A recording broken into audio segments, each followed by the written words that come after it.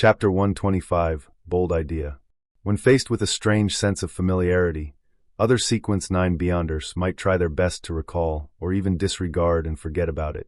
But Asir was different. Klein immediately ended the ritual and dispelled the wall of spirituality.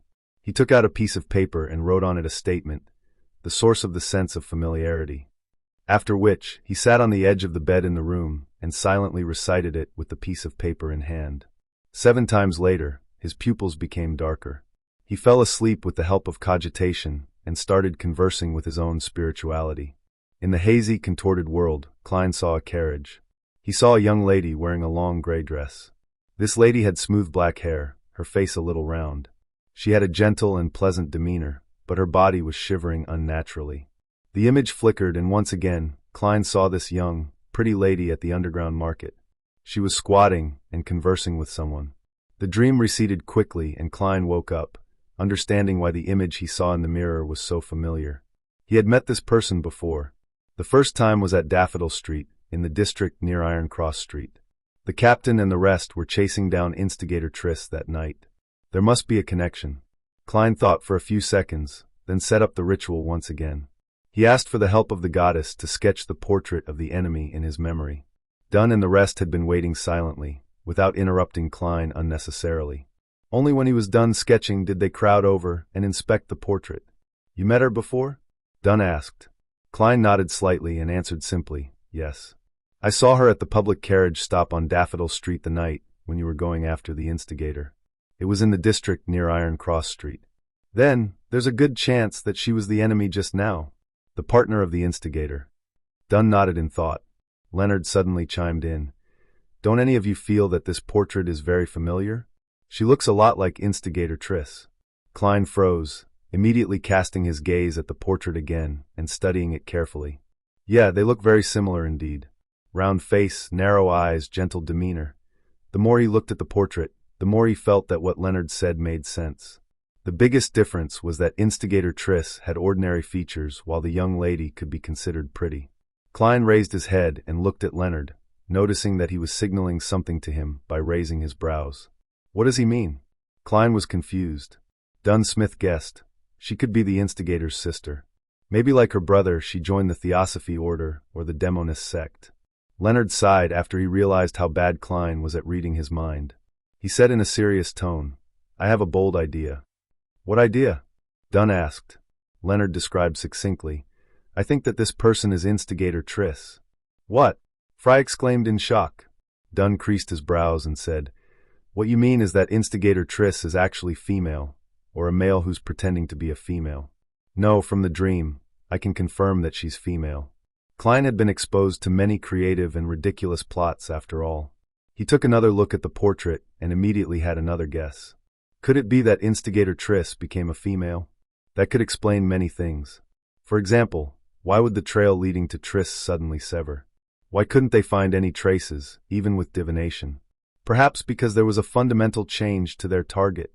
The only question was how he could change into a woman in such a short span of time. And it appeared to be rather simple. He had pretty decent looks after his transformation even. I mean, to be honest, she's pretty attractive. Klein thought, distracted. Leonard nodded in relief. "Yes, that's my theory. This can perfectly explain why instigator Triss had seemed to vanish. It also fits with the strange fact that the upper echelons of the Demonist sect are all female." Dunn and Fry were momentarily at a loss for words. Even though they had seen many monsters and wondrous things, it was their first time dealing with a transformation like this. "What you mean is that there are a considerable number of women in the upper echelons of the Demonist sect that used to be men?" Dunn asked. He didn't wait for an answer before saying, "That could be possible. Perhaps it's the unique characteristic of their potion." Klein shivered a little as he listened. He felt that the potion of the Demonist sect was a trap. Let's hope that a similar potion doesn't exist in the pathway of the seer.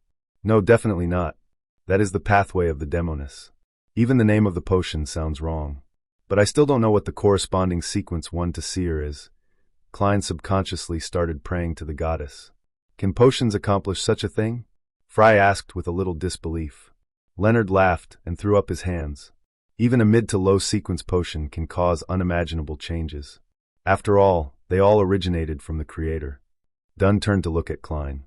Try to divine where the target will appear next. All right. Klein went over to the pile of dresses and picked out one with mixed emotions. He spread it over the carpet.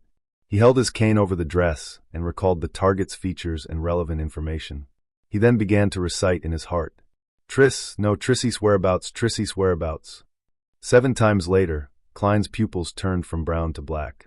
Wind started to blow around him. His left hand released his cane, allowing the black cane to wobble. Despite the shaking, the cane failed to fall. It stood tall in its original position.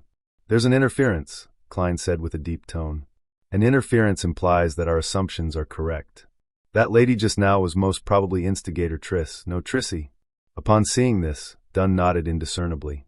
They live up to the reputation of the demonist sect, which has been active since the last epoch. Since Triss had transformed into Trissy, Dunn deduced that she wasn't part of the Theosophy order, but the demonist sect. Surveying the surroundings, Dunn sighed and said, "We can search for her through different means, such as where these clothes came from or the owner of this house. We can also get the police department to patrol the train stations and piers. We might be able to get some clues like that, but Trissy will definitely have had enough time to leave Tingen. Yes, I'll try it again above the gray fog when I'm back at home." Klein was cautious of people like Trissy, who wanted to unleash a massacre on a whim. He wanted to desperately find her and execute her on the spot. "Leonard, head to the police department and gather a group to wrap up things here. Klein, you can go back and rest now." Dunn rubbed his temples and paused for a few seconds.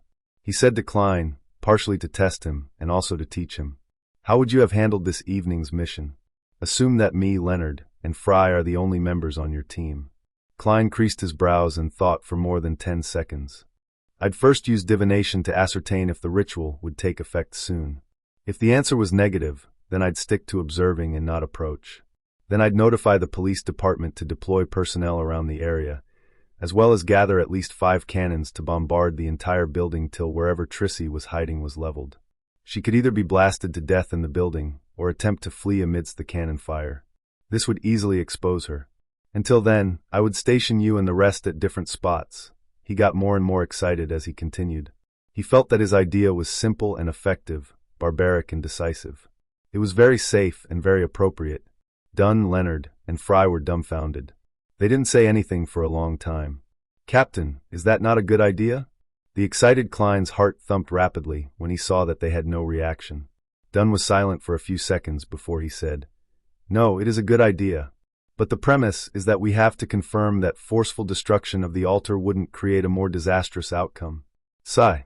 As longtime Nighthawks, we're accustomed to relying on ourselves, our powers as Beyonders, and guns in all circumstances. We're not used to allowing normal people to come into contact with supernatural incidents." "All right, I was always an ardent fan of firepower bombardment," Klein added in his heart. Klein and Leonard walked to the carriage station about 500 meters away before they saw it. After waiting for a while, they returned to Iron Cross Street. One went to the nearby police station, while the other returned to Daffodil Street. When Klein arrived at his front door, he adjusted his clothes and made sure that everything was all right before fishing out his keys and opening the door. Melissa and Benson were in the living room, quietly doing assignments and reading books respectively under the light from the gas lamp. Benson must be tired after toiling at work the entire day, yet he perseveres in his studies after he comes home. What a determined man. "I can't do that. All I can think about now is lying down." Klein glanced at his brother and smiled, giving a silent greeting by raising his hand. Benson smiled and said, "I now understand the price behind a handsome salary. There's a price for everything in this world. There's something we must give before we can gain anything in return," Klein said, leaving his cane on the rack next to the door. "That's apparently something Emperor Roselle said, right?" Melissa stopped writing and looked up. The Tingen Technical School was different from universities and public schools. There was only 2 weeks for summer break, from late July to early August. Their lessons resumed the moment the hottest days were over. "Is that so?" "I don't remember," Klein replied, his expression a little rigid. He took off his hat and headed upstairs. He intended to divine Trissy's whereabouts as soon as possible. Suddenly, he heard his stomach rumble. He felt intense hunger pangs. "Oh right, I haven't had dinner. But the note I left said that the security company would provide food, and asked them not to leave any food for me." "Seriously, Captain, you actually forgot about it." Klein's expression changed several times as he intended to pretend that he was full. At that moment, Melissa turned and looked at him. She pointed to the kitchen and said, "We left a small piece of lamb chop and a bowl of thick vegetable soup for you. There are a few sticks of bread left too." After saying this, she buried her head back into her work and muttered to herself, "I felt that meals provided by work wouldn't be too good, probably making people lose their appetite."